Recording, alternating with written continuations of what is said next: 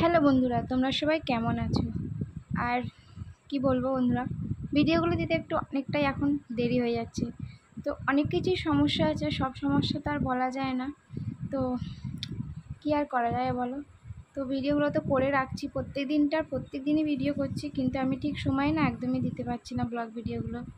তো চলো বন্ধুরা, আজ হলো বৃহস্পতিবার।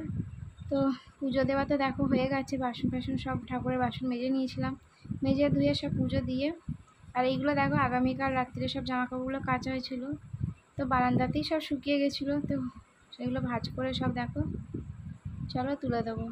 আর মাথায় দিয়েছিলাম শ্যাম্পু, তো আগামীকাল রাতে না অনেকটাই চপচপি আর কি তেল দিয়েছিলাম। আর এত গরম করছে, মানে চুলটা ঘেমে ঘেমে তো ভিজে যাচ্ছে। আর ভেজার ফলে কী হচ্ছে বলো তো, মানে চুলটা ভেজার ফলে চুলকাচ্ছে মাথাটা। তো সেই কারণে কী বলো তো, আমাকে না 3 দিন 4 দিনও যাচ্ছে না, তার আগে আমাকে মাথায় একটু শ্যাম্পু করতে হচ্ছে। তো এই হচ্ছে ব্যাপার বন্ধুরা। চলে আসলাম রান্নাঘরে, বেরিয়েছিলাম একটু বাইরে। আর এসে এই যে ছেলেকে একটু লেবুর রস করে দেবো, আর একটা ডাব কেটেছি, ডাবের জলটাও ভালো না দেখলাম, তো ওই জন্যে ডাবটা ফেলে দিলাম। শ্বাসটা দেখলাম ঠিকঠাকই ছিল, তবুও ছেলেকে দেবো না। আর প্রিয়কে একটু, আর দুপুরের জন্য এই যে আমটা একটু কেটে রেখে দিচ্ছি, আর এখন একটু লেবুর রস দেবো। তো ওইদিকে রান্না বান্না সবই হয়ে গেছে, আর একটু মাছটা বের করে রেখেছি, মাছটা আর কি দুপুরে একটু মাছ করব। আর সব বাদ বাকি শাক ভাজা হয়েছে, সব রান্নাই হয়ে গেছে, মা করেই গেছে, আর মাছটা শুধু আর কি আমি করব। তো চলো বন্ধুরা, কেমন লাগছে অবশ্যই একটা লাইক কমেন্ট করে দিও, আর অবশ্যই একটু পাশের সাথে থেকো ভালো লাগলে। তো এই যে দেখো এদিকে আমগুলো কলাগুলো সব ধুয়ে রেখে দিয়েছি, মানে জলে ভেজানো ছিল আমগুলো অনেকক্ষণ ধরেই। আর এদিকে দেখো মাছটা বের করা আছে অনেকক্ষণ ধরে, তো মাছ দিয়ে এই যে আলু পটল দিয়ে একটু আর পেঁপে দিয়ে ঝোল করব। তো চলে আসলাম বন্ধুরা একদম এই যে দুপুরে দেখো খাওয়া দাওয়া নিয়ে। তার মাঝে অনেক কাজ ছিল, রান্না বান্না করে কাজগুলো সেরেছিলাম, সেরে টেরে নিয়ে তার মধ্যে পটলের দোরমা করেছিলাম। তো পটলের দোরমাটা আর এখন দরকার পড়েনি খাবার, কেন কি মাছ ছিল।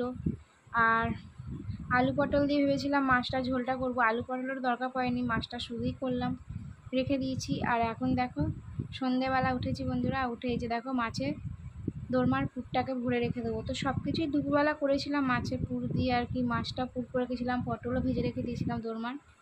আর অনেক দিন পর মাছের পটলের দোরমা করলাম। অনেক দিন ধরে পিয়ার পাপা বলছিল যে দোরমাটা আমাকে বানাতে।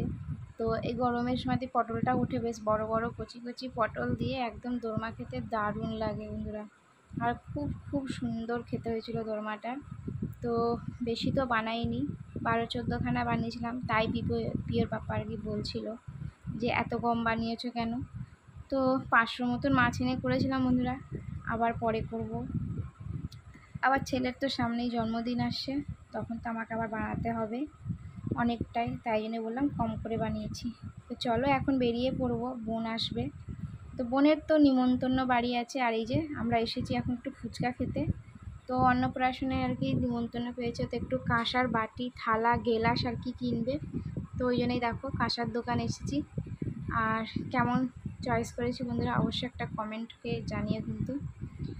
কাঁসার থালা বাটি দেখো কেনা হয়ে গেছে, আর প্যাকিংটাও খুব সুন্দর করে দিয়েছে, এই যে দেখো। আর এই যে এবার দেখো বন্ধুরা বাড়ির দিকে যাচ্ছি, আর ছেলেকে দিয়ে দিয়েছি ফুটি। আর আমার ছেলে মাথায় করে করে কিন্তু ফুটিটা সারা রাস্তায় এনেছে, দেখবে আবারও নেবে। তো আমার ছেলে তো ফুটি খেতে ভীষণ ভালোবাসে বন্ধুরা, কি বলবো। তো চলো এই অবধি ব্লগটা রাখলাম, আশা করছি তোমাদের সবার খুব ভালো লেগেছে। আর আমার ছেলে দেখো ফুটিটা মাথায় করে নিয়ে যাচ্ছে, এটাই ওর কাছে অনেক কষ্ট, অনেক ভারী। তো শুভরাত্রি বন্ধুরা, আগামীকাল আবার আসছি, এখনের মতন টাটা।